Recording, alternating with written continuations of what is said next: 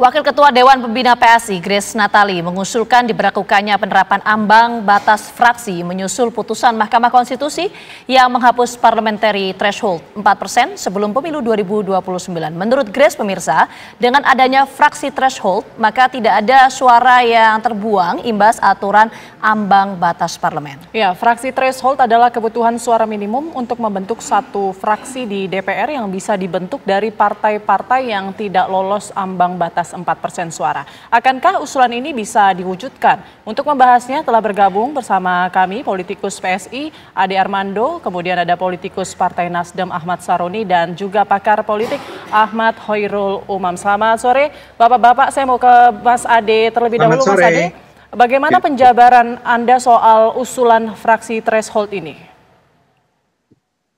Ya, sebetulnya pada dasarnya ini kan gini. Selama ini kita memang merasa bahwa partai-partai besar di DPR itu berusaha menjaga, mencegah agar jangan sampai komposisi partai-partai besar yang ada di DPR itu terganggu ya oleh kehadiran partai-partai baru yang mungkin punya pemikiran-pemikiran yang berbeda dan mungkin memperjuangkan hal-hal yang selama ini justru tidak pernah diperjuangkan di DPR ya. Nah, masalahnya selama ini mereka berhasil mencegah agar partai-partai baru ini tidak lolos, walaupun punya tokoh-tokoh yang sangat populer. Misalnya paling gampang saya menyebut Grace Natali ya. Pada tahun 2019 suara Grace Natali itu sangat tinggi. Artinya ada begitu banyak masyarakat, anggota masyarakat di Jakarta yang mempercayai dia untuk bisa menjadi seorang calon anggota legislatif. Tapi gara-gara ada parliamentary threshold, maka PSI ketika itu nggak lolos. Tahun ini pun kita belum pasti apakah kita bisa lolos atau tidak. Nah, akibatnya di dalam parlemen perubahan-perubahan yang kita harapkan, misalnya saja contoh terbaik adalah soal memperjuangkan yang namanya undang-undang perampasan aset. Ya, itu kan sampai sekarang dihambat terus di DPR, tidak pernah bisa menjadi sebuah undang-undang kan? Atau ada banyak lagi lah persoalan-persoalan dengan DPR soal uang reses, ada uang-uang yang hilang begitu saja ya, dan segala macam. Nah, untuk itu kami menganggap bahwa perubahan harus terjadi, hanya bisa terjadi kalau ada banyak orang baru bisa masuk ke DPR. Nah, tapi karena parliamentary threshold ini, maka kita nggak bisa lolos, atau banyak partai, nggak cuma PSI, tapi juga misalnya saja perbedaan antara misalnya partai fraksi buruh. Threshold dan juga parliamentary threshold ini apa sih sebetulnya? Perspektifnya dari PSI, Bang Ade? Perbedaan antara fraksi threshold dengan apa? Perbedaan antara fraksi threshold dan juga parliamentary threshold? Bukan, fraksi threshold ini kan adalah sebuah gagasan tentang bagaimana caranya agar orang-orang atau partai-partai yang tidak masuk DPR karena suaranya tidak mencukupi 4% itu, ya, itu bisa bergabung dalam fraksi threshold yang kecil-kecil itu, yang suara-suara calegnya itu cukup tinggi, bisa bergabung di sebuah fraksi tertentu, ya. Jadi fraksi itu bukan fraksi partai, tapi fraksi dari partai-partai yang nggak lolos parliamentary threshold. Nah, tapi tujuannya kalau Anda tanya kan tadi, supaya misalnya orang-orang yang idealis, orang-orang yang cemerlang, yang sangat dipercaya oleh masyarakat, itu bisa juga masuk ke dalam DPR, ya, berusaha mempengaruhi tugas-tugas DPR. Itu intinya sebetulnya. Baik, Mas Ade, artinya ini kita tangkap poinnya untuk mengakomodasi para caleg dengan suara tinggi, namun parpolnya tidak lolos PT 4%, begitu ya, Mas Ade? Gimana tanggapannya, responnya, Saya mau Mas sedikit Syaroni? koreksi itu, saya mau boleh sedikit lagi ya. Sedikit yang saja, saya mau Mas koreksi Ade. dari pernyataan Anda adalah bukan untuk para caleg yang tidak tertampung, tapi untuk mengakomodasi kebutuhan masyarakat. Oke, kita tangkap poinnya. Kita tangkap poinnya. Saya mau ke Bang Syahroni. Silakan, tadi katanya ada partai besar yang mencegah kehadiran partai baru. Betul nggak itu, Bang Syahroni? Bang Ade ini asal nyeblak aja. Kalau ngomong tuh kondisinya normal-normal aja. Lu biasanya main-main di tempat lain, lu main sembarangan ada yang ngomong. Siapa yang menjaga-jaga? Nggak ada. Ini kan ada faktor di mana dinamika demokrasi partai politik di pemilu ini kan berjenjang. Tidak semua partai politik dengan mudahnya untuk mendapatkan. Dan tidak bisa mengatakan bahwa ini ada metode orang-orang baru. Semua juga orang baru kok setiap masa 5 tahunan pemilu. Cuman Jangan berpikir bahwa ada hal-hal yang akan dipaksakan. Misalnya, kalau PSI mau masuk ke parlemen, ya usaha aja maksimal. Kalau nggak bisa masuk 2024, ya 2029. Ini semua karena ada usaha dari partai-partai politik yang lain. Dan jangan merasa bahwa mentang-mentang partai politik dilindungi oleh kekuasaan, jadi ngomong seenak-enaknya. Dan masalah undang-undang perampasan aset itu lagi bergulir, Pak Ade. Bapak jangan ngasal ngemeng aja. Bapak kan nggak tahu menahu masalah internal pemerintah dan DPR. Nanti kalau Anda sudah masuk ke parlemen, baru komentarin. Baik, Bang Saroni, tapi menurut Bang Saroni, apakah ini relevan untuk kemudian menjadi usulan di pemilu 2029 menggantikan parliamentary threshold? Nggak ada relevannya. Kalau namanya partai politik dalam posisi berdemokrasi dalam pemilu 5 tahunan, kalau nggak masuk ya sudah, tunggu lagi. Jangan mengusulkan ide-ide seolah-olah caleg-caleg yang bisa mumpuni masuk ditaruh dalam satu tempat fraksi. Apa nama fraksinya? DPR itu adalah perwakilan dari partai politik. Semua partai ada namanya. Masa iya semua orang yang lolos dianggap lolos terus masuk ke dalam satu fraksi yang namanya nggak jelas? Apa namanya? Kan ngaco jadinya. Jangan dibikin ngaco-ngaco Republik ini. Jangan bercanda Bang Ade. Bang Ade lebih ahli untuk mengkritik semua orang. Tapi jangan mengeluarkan ide-ide yang nggak pantas gitu loh. Baik, Bang Saroni, saya mau konfirmasi lagi ini, Mas Ade, usulan fraksi threshold ini apakah untuk di pemilu 2024 ini atau nanti di 2029, Mas Ade? Nah, ya bisa. Sebetulnya ya 2029 lah ya. Kalau 2024 itu antara 2024 sampai 2029 misalnya, ini tidak terjadi nih si penghilangan parliamentary threshold ya. Maka dipikirkan bahwa ke depan ya ada baiknya ada yang namanya fraksi threshold ini. Jadi nggak harus 2024, 2020% juga oke. Tapi kalau udah parliamentary threshold itu dihilangkan, ya nggak ada gunanya juga fraksi threshold. Oke, Mas Begitu. Umam. Baik, Mas Umam. Kalau melihat adanya usulan fraksi threshold ini, kira-kira bagaimana pandangan Mas Umam sendiri? Ya, kalau usulan terkait dengan yang disampaikan oleh PSI, oleh Bang Ade dan teman-teman, tentu itu adalah bagian dari ikhtiar politik PSI ya untuk tetap masuk dalam parlemen meskipun dalam basis data kalau misalnya kita menggunakan rujukan dari quick count, memang hitungan per hari ini belum memungkinkan untuk masuk ambang batas 4% parliamentary threshold. Nah, oleh karena itu kalau misal kemudian ingin mencoba memanfaatkan situasi pasca putusan MK yang kemarin juga mencoba untuk menghapus parliamentary threshold, meskipun putusan itu digunakan dalam konteks pemilu di 2029 nanti, maka ya kita memahami itu sebagai sebuah manuver politik dan sah-sah saja terkait dengan penggunaan hak itu. Apakah kemudian nanti logik kemudian dari pihak PSI sendiri bisa kemudian mencoba untuk meyakinkan kekuatan-kekuatan politik di parlemen atau tidak, itu dinamika yang lain. Tetapi saya ingin mengomentari satu hal, Mbak. Di pasal 414 Undang-Undang Nomor 7 tahun 2017 tentang pemilu, khususnya mengatur tentang parliamentary threshold. Dulu itu asbabul wurud dari penggunaan parliamentary threshold adalah digunakan sebagai sebuah upaya untuk penyederhanaan partai dalam konteks partai yang ada di parlemen, yang ada di Senayan. Karena bagaimanapun juga ketika kemudian waktu itu muncul beberapa partai yang terakomodir, terutama mereka yang secara kekuatan relatif kecil, tetapi kemudian karena dalam konteks spiritnya sama, seperti yang disampaikan oleh Mahkamah Konstitusi, yaitu menghormati kedaulatan rakyat yang sudah memberikan hak suaranya, sehingga tidak ada suara yang hilang, tidak ada suara yang hangus, maka kemudian diberikan ruang. Nah, dalam porsi itu dulu ada beberapa partai yang melebur menjadi sebuah fraksi kecil. Kalau tidak salah satunya adalah fraksi Bintang Reformasi, yang di dalamnya juga ada beberapa partai kecil yang ada di sana, mengikut di sana. Tetapi kemudian dinamikanya menjadi cukup unik. karena barangkali menjadi nature kekuasaan ya. Partai-partai kecil waktu itu dinamikanya mereka mencoba untuk dalam tanda kutip mencari perhatian.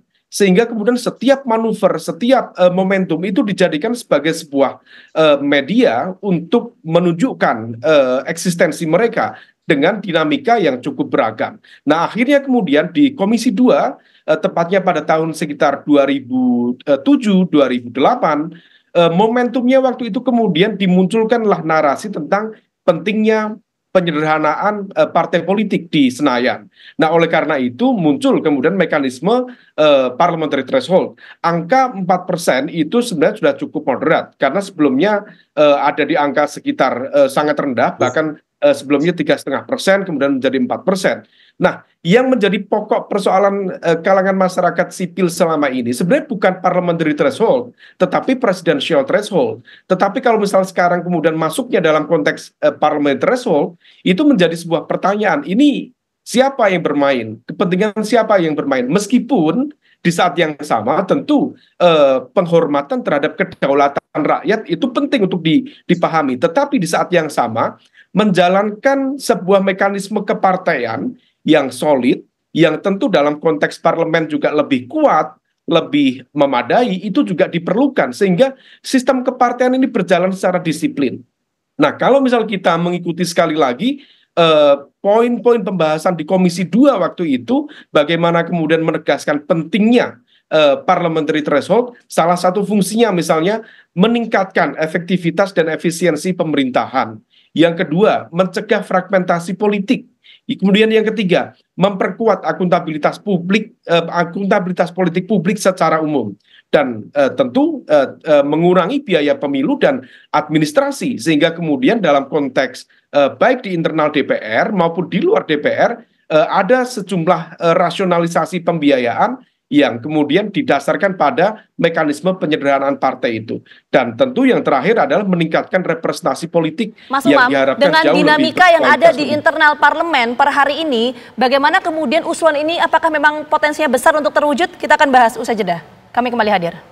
Oke, kita langsung menuju ke Bang Ade Armando. Bang Ade, kalau tadi kan Bang Ade menyampaikan bahwa selama ini partai-partai yang dikategorikan sebagai partai non-parlemen ini tidak bisa masuk parlemen atau Senayan karena tidak memenuhi PT 4%. Kalau perspektif PSI ini PT di angka berapa?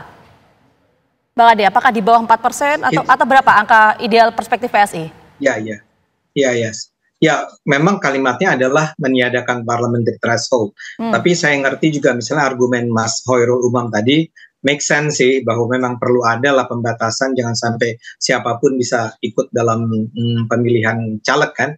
Tapi angka kami itu ya mestinya sih memang angka, kami nggak pernah definitif memutuskan ya, menetapkan misalnya atau mengusulkan angka berapa persen. Tapi ya kira-kira angkanya ya 2% lah ya, seperti dulu kan 2,5, jadi naik 3,5, kita mungkin sebaiknya kembali aja ke 2% atau 2,5. Saya lupa tuh Mas Hoirul, apakah 2% atau 2,5%. Angka itu masih masuk di akal lah ya. Tapi jangan terlalu dipaksakan agar ini bisa menghambat masuknya ya orang-orang pintar seperti Grace Natali atau Samar Amani atau teman-teman Gelora juga gitu loh. Jadi nggak ada angka yang definitif. Oke, kita mau ke Bang Syaroni. Bang Syaroni, angka psikologis 2,5 sampai 3% tuh gimana tuh? Wajar nggak itu? Psikologisnya gini, gampang aja. Kalau memang Ade Armando punya prinsip bahwa mereka orang-orang idealis, pindah partai aja yang existing mau masuk. Sama aja, nggak ada beda kok. Daripada mikirin para caleg yang dapat suara tinggi, tapi PT-nya nggak mumpuni. Berapapun nilai parliamentary threshold, itu semua diatur oleh undang-undang. Siapa yang ngatur? Adalah partai politik yang sudah ada di DPR. Maka itulah keputusan mereka bersamaan dengan aturan titip parlemen threshold tadi. Nah, kenapa ini mesti diminimalis menjadi 4%? Supaya semua partai yang berdemokrasi dengan caranya 5 tahunan pemilu ini berjalan dengan bersama. Tidak sepugu-pugu masuk semua orang dengan TV misalnya 1% lah, 2% lah. Nanti itu sama saja membuka ruang yang tidak ada lagi netralisirnya. Sayang kalau akhirnya mereka-mereka yang hebat-hebat itu yang kayak Bang Ade Armando tadi kasih sampein, pindah partai aja ke partai. Berarti Bang Saroni nggak sepakat ya kalau PT itu 2,5 sampai 3% itu nggak sepakat ya Bang Saroni ya? Nggak sepakat, udah paling bagus malah 5% malah. Oke, Jangan tapi 4%. pasca putusan MK itu apakah jadi diskursus di internal parlemen soal PT ini, perubahan PT di bawah 4% itu jadi diskursus nggak? Gini, Bang Saroni. di MK itu lama-lama nanti semau-maunya dia mau atur-atur aja, mau boleh siapa, mau ini, itu MK nanti lama-lama jadi DPR, TNI Polri itu udah nggak berlaku, mau bubarin aja semuanya, cuma MK aja yang ada hadir di Republik ini. Orang itu bukan judicial review, itu adalah legislative review yang ada di parlemen. Yang bahas siapa? Ya DPR, bukan MK yang mutusin. Ini jangan akhirnya jadi overconfident, seolah-olah MK ini kayak Tuhan yang mengatur semuanya, maunya dia. Ini kan udah diatur lembaganya, MK aturannya apa, fungsi dan tugasnya gimana, DPR apa. Jangan melampaui batas ini, kan kacau. Oke, Bang Ade nggak sepakat tuh Bang Saroni soal PT 2,5 sampai 3% itu tadi yang Bang Ade sampaikan. Ya, itu emang sangat jelas kan, memang partai-partai yang lama tentu tidak setuju dengan penurunan tersebut ya. Tapi walaupun saya akan mengingatkan bahwa Mahkamah Konstitusi ya boleh dong, ya punya otoritas dong untuk mengatakan bahwa isi undang-undang yang dibuat oleh DPR itu bertentangan dengan Undang-Undang Dasar 45. Ya. Nah sekarang memang pernyataan dari Mahkamah Konstitusi itu cukup netral kok. Dia bilang bukan dihilangkan sama sekali kok parliamentary threshold, tapi dia bilang bersyarat ya. Nah bersyaratnya apa itu diserahkan kepada DPR untuk memutuskan, untuk mempertimbangkan apa nih bersyaratnya. Makanya angkanya itu sendiri tidak pernah disebut secara definitif oleh Mahkamah Konstitusi. Itu yang tadi saya tangkap ya. Jadi no worry, nggak apa-apa, DPR nggak setuju, partai-partai politik besar nggak setuju, tapi itu memang sudah ditetapkan oleh Mahkamah Konstitusi. Dan jangan bilang dong Mahkamah Konstitusi ingin membubarkan DPR atau partai politik atau polisi dan seterusnya. Enggak, ini biasa-biasa aja kok. Memang itu kewenangan mereka dan tanggung jawab mereka barangkali. Mereka memang harus menjawab pertanyaan apakah pasal-pasal tentang parliamentary threshold di undang-undang tersebut itu sejalan nggak dengan Undang-Undang Dasar 45? Mereka bilang enggak. Ya, kalau misalnya Bang Roni ini atau Nasdem atau siapapun nggak setuju, ya ganti aja mungkin anggota-anggota Mahkamah Konstitusi agar ke depan bisa memenuhi harapan dari partai politik. Oke. Itu.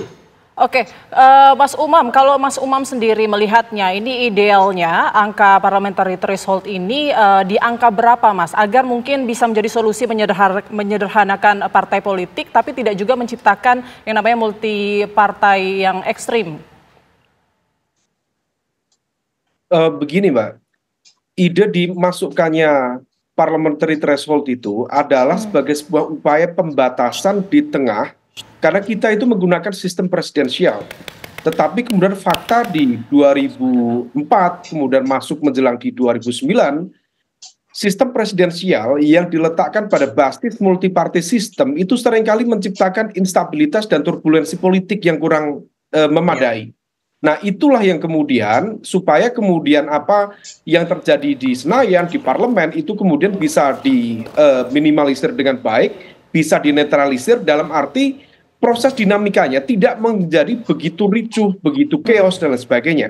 Maka kemudian ide parliamentary threshold itu menjadi penting dan relevan. Nah, adapun angkanya memang ini mengalami gradasi kenaikan-kenaikan. Dulu memang berada di angka yang cukup kecil, kemudian sempat naik secara moderat di angka 3,5%.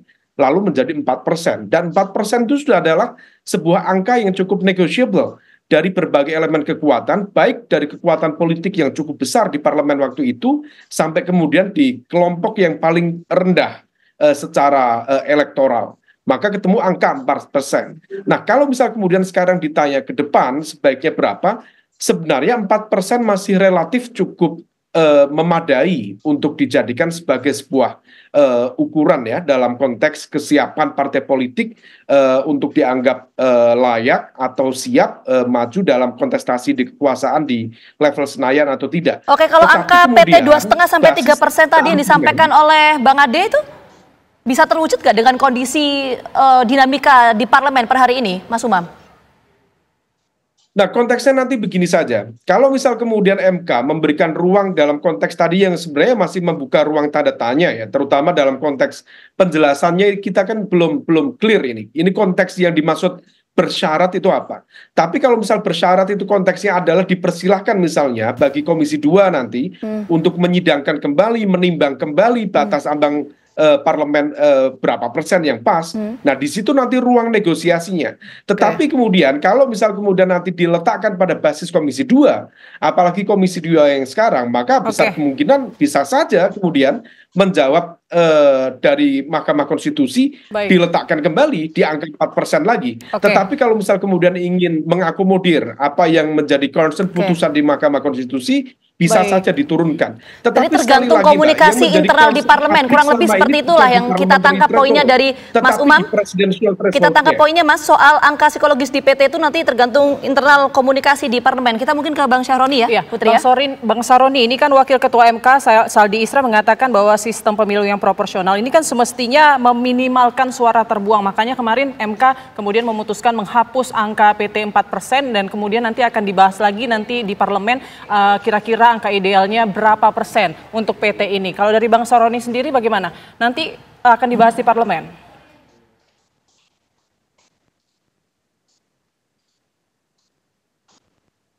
Bang Syahroni, mohon maaf itu suaranya belum terdengar.